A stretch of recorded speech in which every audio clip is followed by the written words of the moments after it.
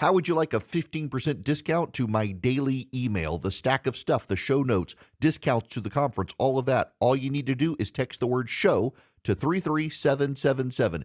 You'll get the annual subscription with a 15% discount to my daily email. You'll get the stack of stuff, the links to the show notes, discounts to the conference, and so much more. All you have to do is text the word show, SHOW, to 33777. Text show to 33777.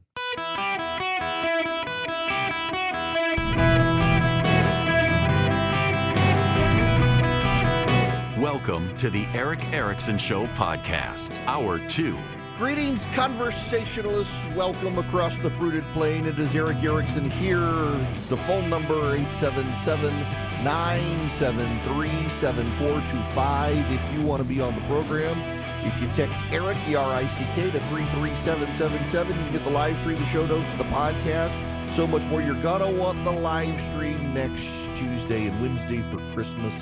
We'll have the Christmas show. By request, actually, I'm going to replay my conversation with,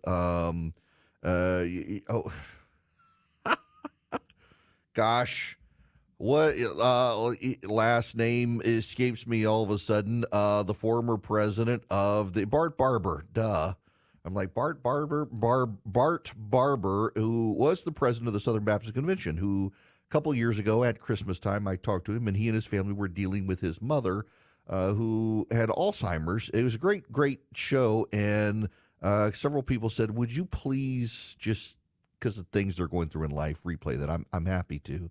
And have an interview with Joby Martin from Church 1122 down in Jacksonville, Florida, and several other great ones for you Tuesday, and we'll re-air on most stations on Wednesday. Some stations just running music all day, which is understandable. Keep staff limited, not have to deal with this. But we'll be here on air nationwide on the 24/7 feed if you text Eric to 33777.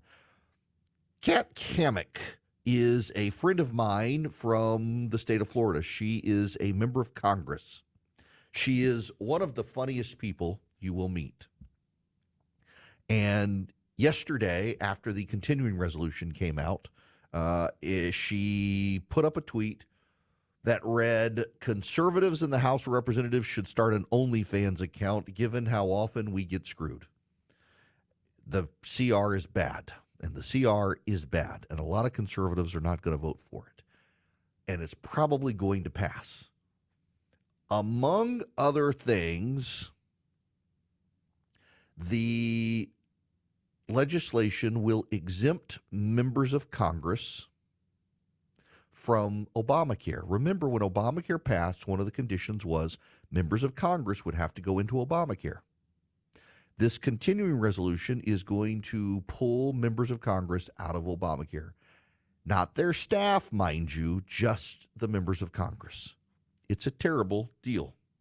Here is my friend. The conference. Well, let me reset this. My friend Chip Roy, congressman from Texas, was interviewed about this deal.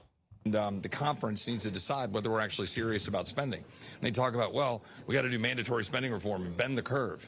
But we just voted on a $200 billion shift of dollars in Social Security that's going to shorten the time when Social Security expires or goes bankrupt.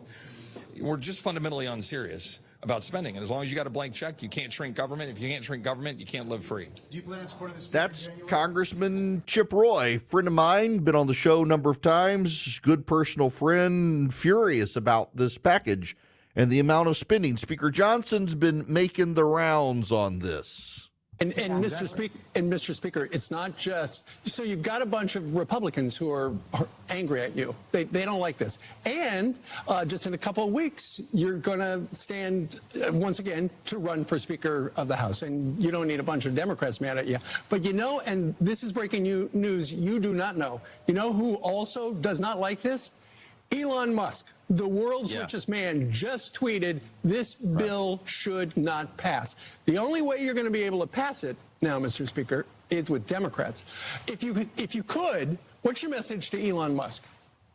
Well, I was communicating with Elon last night. Elon and Vivek and I are on a text chain together, and I was explaining to them the background of this. And Vivek and I talked last night about almost midnight, and he said, look, I get it. He said, we understand you're in an impossible position. Everybody knows that. Remember, guys, we still have just a razor-thin margin of Republicans, so any bill has to have Democrat votes. They understand the situation. They said, it's not directed to you, Mr. Speaker, but we don't like the spending. I said, guess what, fellas? I don't either. We got to get this done, because here's the key. By doing this, we are clearing the decks, and we are setting up for Trump to come in roaring back with the America First agenda. That's what we're going to run with gusto beginning January 3rd when we start the new Congress, when Republicans, again, are in control. And all of our fiscal conservative friends, I'm one of them, will be able to finally do the things that we've been wanting to do for the last couple of years. Right now, Democrats still control the pens, and that's the problem. So we got to get this thing done so we don't have the shutdown, so we get the short-term funding measure, and we get to March where we can put our fingerprints on the spending. That's when the big changes start, and we can't wait to get there. So you understand the speaker's position here. Here's. Let me just talk to you about this in really practical terms.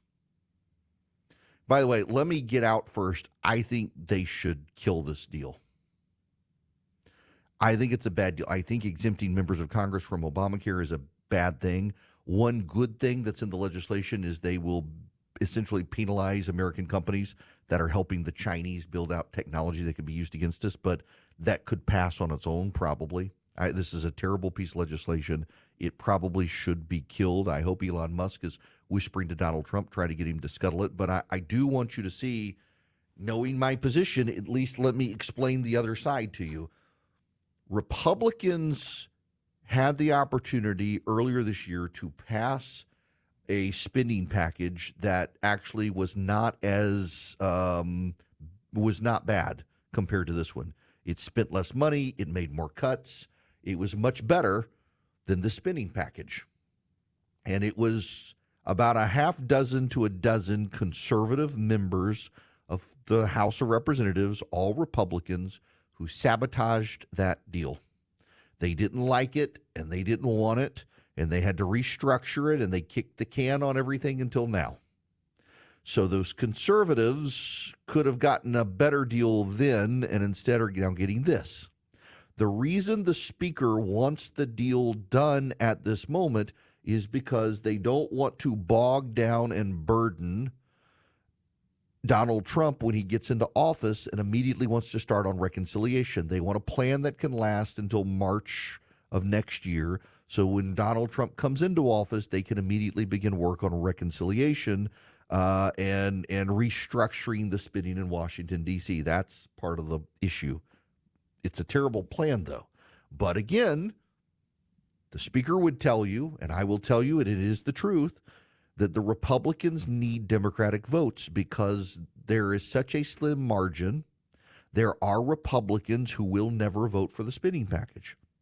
And the Democrats have held out. So you do need to understand this. As much as I hate the plan and think it needs to be killed, I do understand the speaker's position is that there are a handful of Republicans who will not vote for any spending package whatsoever. And since they will vote for no spending package whatsoever and the government must be funded, they're not going to shut down the government. They got an obligation to fund the government. They're not going to shut it down. They can't get these Republicans, so they got to get Democrats. Well, the way to get Democrats is to throw money at them, and that's what they've had to do. You and I can disagree with it, but I at least understand the position the speaker is in. This is the speaker. He was on Newsmax. You know, Mr. Speaker, you've got a very slim majority right now, a slim majority in the new Congress next year. Do you have any concerns that this deal will impact the vote for your speakership to continue, or might this cost you the gavel? No, I don't think it will. I mean, look, we have a series of difficult choices, and it doesn't matter who the speaker is. We'd be facing the same exact dilemma. We try to navigate this as best as possible and chosen the least of the bad options in front of us. No one wants to spend $110 billion, but when you have emergencies that are actually, you know, as they're legally called acts of God, these are not man-made disasters. They're outside of our control, and there's a certain principle that the federal government has some role to play. So We don't like that. We don't like spending money. But in a case like this, to be frank, it would be the red states that are left out. It would be the rural areas. Democrats don't have a big priority on the agriculture community because they don't have that in their districts. These are Republican states and Republican districts, and we would be derelict in our duty if we didn't take care of them. So that's the part of this that is uncomfortable for people. We don't like spending money, but we have to do it responsibly. But and again, it comes back to there's a grab bag in this. It's not just that. And the speaker can rightfully say, well, here's the problem. We can only lose maybe 3 Republican votes. And there are 6 Republicans who won't vote for any spending package under the sun unless we're rolling back government. Therefore, we have to have Democrats to get this passed to fund these rural areas and to fund natural disaster package for North Carolina, Georgia, and the like from the hurricanes. And to get those Democrats, since we've lost so many Republicans, 6 Republicans, which isn't a lot, but they'll never get them. We got to give the Democrats things they want to get their votes. That is the process. That is the mess. That is how bad it is. The Republicans could, in a room together, come up with a spending package, but there would probably still be 4 or 5 Republicans who would refuse to vote for it. So the speaker's left going to Democrats, and the Democrats want a lot. They should still kill it. The reasons they should kill it are, there are a multitude of reasons. Chief among them being that they have exempted members of Congress from Obamacare. And that in and of itself is a very bad deal. It also includes a provision that would give lawmakers a pay raise for the first time since 2009. It's a cost of living adjustment that Congress has blocked for years. Some staffers, by the way, will be exempt from Obamacare. Some staffers with their members of Congress will be able to get out of Obamacare. I think that in and of itself is enough to kill this legislation. They got to get rid of that language. I understand the speaker's position, and I'm not going to attack the speaker on this because when you can only lose 3 Republicans and you're guaranteed on any spending package to lose 6, he's got to cut a deal with the Democrats. There is literally nothing Mike Johnson can offer these 6 Republicans to get them to vote for any spending package short of cutting the government. And if he does give them what they want, he's going to lose, guess what? A dozen or so other Republicans. He's going to lose more Republicans if he were to give these 6 what they wanted. So he's got to go find as few Democrats as possible to get it across the finish line. And those Democrats came with a list of demands. He's in an unfortunate position. He wanted the position, said all the time, I feel like he's the dog that caught the car and now doesn't know what to do. I would rather a conservative speaker like Mike Johnson be in that position than a spendthrift who's just going to throw money and cut deals and do earmarks and things like that. He doesn't want to do that, but it's still a terrible package. I recognize he's done what he can do, but I think if there's a provision in there that allows members of Congress to get a pay raise and get off Obamacare at the same time, and I'm not actually someone who opposes giving a pay raise. They haven't had one since 2009. Pretty much every American in some capacity has had a pay raise since 2009. I don't mind that, but getting rid of Obamacare and giving them a pay raise at the same time, in addition to it's a massive, massive spending package. I don't think all these Republicans who've gotten priapism from DOGE, the Department of Government Efficiency, and claim they want to help cut government, I don't think that they should be voting for something like this. And a lot of them are out of one side of their mouth saying they love this Department of Government Efficiency, bring on Elon Musk and Vivek Ramaswamy and let them cut government. And on the other side of their mouth saying, let's add $110 billion and cut nothing. You got to cut something. And the first thing you can cut is members of Congress going back on Obamacare. This is a bad piece of legislation. I understand the speaker's unfortunate position he's in with such a narrow majority and at least 6 Republicans always voting no on these spending packages. But this is a bad one and needs to die. Welcome. It is Eric Erickson here. The phone number 877-973-7425. If you want to be on the program, Ivan, you're going to be up next. Welcome to the show. How are you? I'm good. How are you? Great. What's going on? So my question is, so if your wish is granted and the spending package is killed, then what? Oh, excellent. And this is what happens if the spending package is killed? This is the problem, and also why they're waiting until the very last minute to trot it out. There's a government shutdown. The government runs out of money on Saturday. So if they don't pass the continuing resolution by this weekend, there's a government shutdown right before Christmas, no less. And Congress has to stick around. That is, just so you understand exactly why this happened. It is not a coincidence that the Republicans and Democrats together conspired to make sure that the continuing resolution comes up the week before Christmas, and that they waited until 2 days before Christmas to get it to a vote, meaning a vote in the Senate may spill over to Saturday for it, because they know members of Congress don't want a government shutdown at Christmas, with news stories about poor government employees not getting paid at Christmas and poor members of Congress having to stay in Washington, D.C. That is exactly why they timed it, and that is exactly why they should do a government shutdown. Members of the media have spent the entire year calling Donald Trump Hitler and all the Republicans enablers of Hitler. Stop being scared of them blaming you for a government shutdown. Democrats want an escape from Obamacare. That in and of itself is why you should shut down the whole government to get that clause out of the continuing resolution. If you got to work over Christmas time, work over Christmas time. We'll all be fine. Everyone is going to be sheltered in place for Christmas anyway.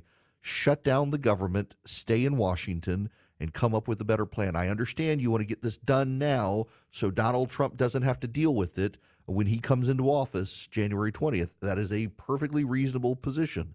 But to carve out members of Congress from Obamacare after that was one of the conditions for getting it passed, and to do this massive spending package with a lot of bad stuff in it, including expanding the Department of State's program that combats misinformation that continually targets conservatives, and funding DEI in government. Shut it down. Shut down the government. Work over Christmas. I don't care if you work over Christmas. Redo this. This is a bad deal. I understand the speaker's position, but it's a bad deal. A great deal is going to visioncomputers.com or calling them at 404-COMPUTE and getting them to build you a computer. If you go to 404-COMPUTE or visioncomputers.com, they can build you a computer, save you money, and give you their 5-star customer service, where if you ever have a question, you call them and they give you the answer faster than Google search. They can even remote in if they need to. They can help you with printer support, email support. And if you buy a computer from Vision Computers, they will copy everything from your current computer to your new computer. So when you turn it on, it's just like your old one, except it's better. It's faster. It's going to last you. 404-COMPUTE's their phone number. If you tell them I sent you, you're going to get an even better deal. Now, let's say you need a last-minute present for a family member who they're in the gig economy, mom and dad. They sit at Starbucks all day working. For $179, you can get them Vision's 5-star customer service, where if they ever have a computer problem, they call Vision, and Vision takes care of them. You don't even have to have your computer from Vision to do it.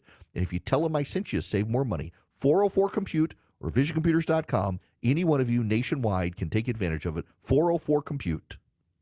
Greetings, conversationalists. Welcome. It's Eric Erickson here. Belinda, I'm sorry I made you cry. I just saw your note on the call screening. I'm sorry. Did it to myself as well.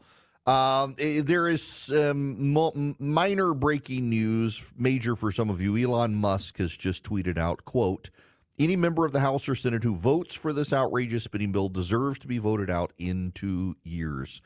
This could be scuttling. I mean, look, as House Republican leaders who elevated Elon Musk into an authority on federal spending, deciding to cooperate with him on setting up the Department of Government Efficiency, and now this, it sounds to me like they might need to listen and scuttle the plan. We'll see how this shakes out. I want to go to Bob's phone call. Bob, welcome to the Eric Erickson Show. How are you? I'm great today, Eric. Thanks. Merry Christmas. Merry Christmas. The point I wanted to make is I was a 40-year Fed. I was a federal employee until 2012. And so I lived through the Newt Gingrich government shutdown back in the mid-'90s, which, of course, happened right at Christmas time. We wound up being out for 2.5 weeks. But the way the federal government pay system works, there was another paycheck still due us from previous work that doesn't come until after Christmas. And that same thing will happen now. Federal employees will be made whole. Every time they've had a shutdown, Congress has gone back and said, oh, let's pay them for the time they were out. So all the federal employees will get all their money. It's even possible that today, because all the federal employees are part of Social Security, some of them may decide to leave the sheltered employment in Washington, D.C., and find a real job. Listen, y'all, Bob was a federal employee. Not me. You can't say I don't know what I'm talking about. Bob knows what he's talking about. Look, Newt Gingrich was my congressman. Yeah, there you go. The government shut down back in the 90s. Yeah. I just the Republican fear of a government shutdown and being blamed for it. What exactly happened after the Gingrich Republican shutdown? Republicans actually picked up seats in the United States Senate in that election. They certainly did lose some seats in the House, but they were going to lose some seats anyway. And ever since, Republicans are like, oh, we're going to be destroyed. No, look, I've been through multiple government shutdowns now. Bob, thanks for the phone call. And Republicans have not been brutalized at the polling. And by the way, we've already had the election. If you shut the government down right now, people will have forgotten about this government shutdown by the next election, which will be in 2026. You've got 2 years before the next election, and Republicans are pooping their britches saying, oh, my gosh, the voters, they're going to blame us. No, they're not. They're not even going to remember the government shutdown. Shut it down. Do a better deal. Here's part of the problem. It's 1,500 pages. 1,500 pages. No one's going to be able to read it. No one's going to be able to read it. You got a congressional pay raise. You've got members and some staff who get to opt out of Obamacare now. We literally just had a healthcare CEO murdered in the streets of New York. And Democrats are complaining about insurance. And suddenly they're going to allow themselves out of the insurance program that they set up that has led to people's frustration. Yeah, that's a fantastic look. Is it not? Ron DeSantis is on social media right now saying we need a 28th Amendment that reads, quote, Congress shall make no law respecting the citizens of the United States that does not also apply to members of Congress themselves. Yes, please. That would be wonderful. All of this is just so wild. You need to kill the deal. You need to kill it. Start over. Let there be a government shutdown. Work during Christmas. It's fine. The 1,547-page funding bill includes an extension of the Global Engagement Center, a contributor to the censorship industrial complex, which pressures social media companies to censor Americans. It would be funded for 9 years under the plan. 9 years. Kill the bill. Kill the bill. Now, again, I just so you understand, don't hear this as an endorsement. I'm just trying to explain to you the position of the Speaker of the House, who is unquestionably a conservative. He's the first evangelical social conservative Speaker of the House in American history. Here is his position, and it is twofold. One, deal with these issues now so that Donald Trump doesn't have to take bandwidth away from tax cuts and reconciliation and reform when he gets there. Even if it's not a good plan, it's still a better plan than what the Democrats would do, and it keeps Donald Trump from being bogged down with something that's not his fault. All of the spending, everything was put forward with Biden and the Democrats in charge, and so just carry it into the new year so then it can be dealt with next year in a different way with Republicans in charge of everything. It's unfortunate, but do it, because we shouldn't punish Donald Trump with the Democrats' policies. That's number one. Number two is we have three votes we can lose, and we're guaranteed to lose them because there are Republicans in Congress who refuse to vote for any spending package whatsoever unless we give them exactly what they want. And if we give them exactly what they want, we will lose more Republicans than that. So we have to, one way or the other, cooperate with Democrats to fund the government. The government must be funded. It is an obligation. As Speaker of the House, I have that obligation. Whether I like it or not, I have to do it. Therefore, this is the best of a bad situation. It's a terrible bill. I don't like it either, but this is the reality. Whether you like the rationale or not, he's in an unfortunate position. Again, I'm not going to take shots at the speaker on this because I recognize his unfortunate position, but also I still think it needs to be killed. I think it is bad, and I think the GOP should do a better job, and I do think that they should not be exempting themselves from Obamacare. If the Republicans are too chicken to repeal Obamacare, they should force themselves into the program. That's where I am on this. I understand his rationale. I just disagree with him on this package. Now, I want to move on to other stuff. I will take more of your phone calls. Actually, you know what? Let me take Roger's phone call before I move on here. Roger, welcome to the show. How are you? Hey, Eric, I'm doing great. How about you? Great. I remember Ronald Reagan when they passed the line item veto and it was struck down unconstitutional because he wasn't in the House and wasn't considered part of the spending package process. You know, what's to say that Speaker Johnson doesn't have the authority? The bill comes across his desk to damn just strike this crap out of it, you know, let it go. Make them come back and tell him something. You know, do like the Democrats, just do it and deal with it later. Yeah. Okay. You know, that's a good question. So the couple of points here. First, so it was Bill Clinton, not Reagan, who was president. The Republicans in Congress, it was part of their contract with America to do the line item veto. They did it. Clinton agreed to sign it. He signed it into law, and the Supreme Court said it was unconstitutional under the federal structure. They would have to have a constitutional amendment, and they couldn't get the votes for it. The Speaker himself could strike these things out allegedly. However, every time the Speaker strikes something from this before it's put to a vote, and he has to do it before it's put to a vote, not afterwards, he loses votes. Yeah.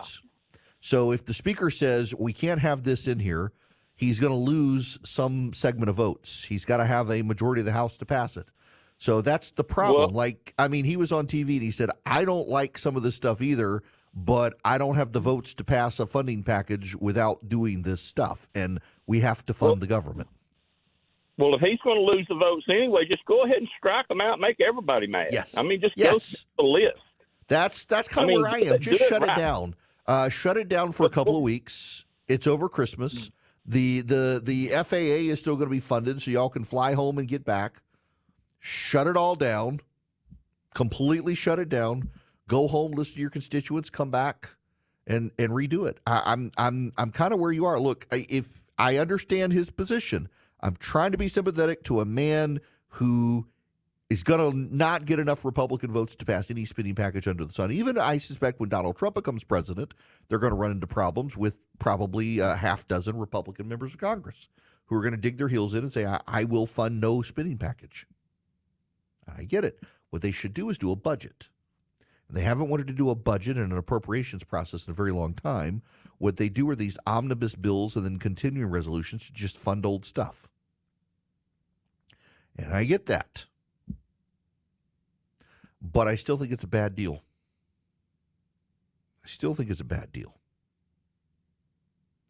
I just think Republicans have to stop being scared of the press and scared of the blowback for government shutdowns. And I think they are too scared. Congress wants a 40% pay raise. 40% pay raise. I'm not opposed to Congress getting a pay raise. I may be the only person in America Congress has not had a cost of living adjustment since 2009. Virtually every other American has seen their pay go up since 2009, except members of Congress. I'm not opposed to them doing it. Why? If we keep the cost of being a member of Congress so low, all we're going to get are very rich people running for Congress. And the very richest people in America running for Congress and pricing out the middle class from being able to run for Congress gives us a bunch of arrogant elites in Washington, D.C. So if you boost the pay, you incentivize someone in the middle class, say, you know what, I think I can go run against that arrogant SOB.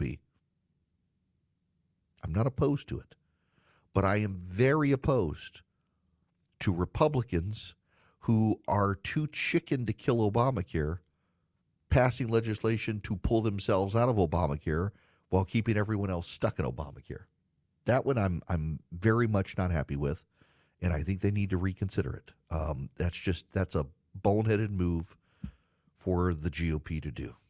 Now, let me tell you about Old Glory Bank before I get out of here.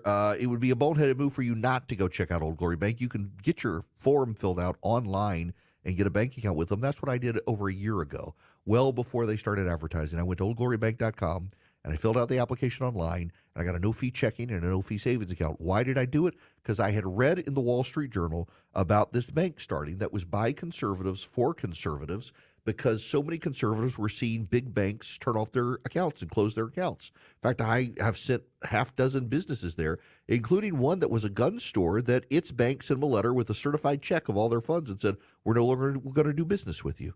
They didn't say why, but we all know it's because they're a gun store. And this particular bank has been pressured by progressive activists to shut down those accounts. And so they went to Old Glory Bank and got their business checking with Old Glory Bank, and they've loved it. Even though they're an online bank, they have sent people to businesses that want loans, to spend time with them, to get to know them, to build a relationship with them. They're great people. It's a great bank, and I'm happy to do my banking with them. oldglorybank.com. You can fill out the form online. You can get your account online. They have a great app. They've got a great debit card structure. They really are great. You can do mortgages. You can do lines of credit. You can do CDs. You can do car loans. It's a real bank, headquartered out of Oklahoma. oldglorybank.com. oldglorybank.com. Member FDIC, equal housing lender. Terms and conditions apply. Welcome back. It is Eric Erickson here. The phone number 877-973-7425. Listener Carol emailed and asked me what I want for Christmas. I have to be honest with you guys. I am the hardest person to buy a Christmas present for, because generally I just buy it. I mean, I've definitely hit dad mode where it's like, I think I want this, so I buy it. I will tell you what I want for Christmas. I asked my wife and kids for a golf mat from which to hit golf balls off into a golf net that I can use outside. Those are the big ones. And then there is a ice maker called a Claris, and it makes the big clear ice cubes, the giant big cubes, 2-inch by 2-inch for bourbon. I asked for that. They're kind of pricey gifts, though. And then there were 2 cookbooks I wanted. I want this year's annual collection of Southern Living recipes, and then Dolly Parton and her sister have out a cookbook that came out a couple months ago. I wanted that one. I'll tell you what I really want. Y'all, this is kind of dumb and selfish. So when I got started in radio, it was by accident. A local radio show host got arrested in a crack house, literally. And I was on CNN at the time and running Red State, and the local station here where I live in Macon, Georgia, Cumulus Station, asked if I would fill in for the guy. And I did for a day, turned into 3 days. They fired the guy, and I just kept coming back every day. 3 months, got paid in an expired gift certificate at the Outback Steakhouse. And wound up, when I was doing my syndicated show just in Georgia, 9 a.m. to noon, was on their station. Well, when I moved noon to 3, Cumulus picked Dan Bongino to be their voice noon to 3 on their stations, and so they couldn't have me and him together. And there was not a slot for me. But, Ben Shapiro and Michael Knowles and the Daily Wire guys are leaving radio, and it frees up slots on that station. I was really hoping for Christmas I would get the news that they would put me back on in delay in my home market. I don't know that that's going to happen, but that's kind of my odd, funny Christmas. I really want to be back on, and I know it's dumb particularly, but everybody already listens online. I get, every time I go to the grocery store, someone, so I might as well be on like real radio in Macon where I am. I would love to get back on that station, but I don't know that that's going to happen. That's kind of my wild card Christmas list thing. I know it's kind of silly, but that is. I suspect I'm getting golf gear because I see all the I get push alerts on all the things that get put on the family credit card, and I saw one last night. It was kind of pricey, but it looks like it's going to be something. I have no idea what it is, though. Like, I looked, and I can't figure out what on earth is my wife spending that on for me for golf. But I totally. The other thing I want is every year there's a place in Georgia called Barnsley Resort. And every year my family says, guilt-free, go for a weekend without us and hit golf balls, smoke cigars, drink beer, have fun, invite your friends. That's something else I would not mind having because I could use a break. I love my family. I could use a break on occasion. We'll see. I don't know what I'll get. It's the thought that counts. It is the thought that counts. My wife, she's not listening right now, so I can tell y'all I'm buying her. She's really, really, really into in-depth Bible studies, and so I'm buying her a Old and New Testament Bible commentary set that she's wanted digitally because way too expensive in paper, and she doesn't want the paper anyway. My son, I'm taking him to Las Vegas the week after Christmas to see a Golden Knights hockey game. And my wife took care of all the stuff for our daughter, which is mostly Taylor Swift stuff and jewelry. So we're squared away. All right. I hope you guys get what you want for Christmas.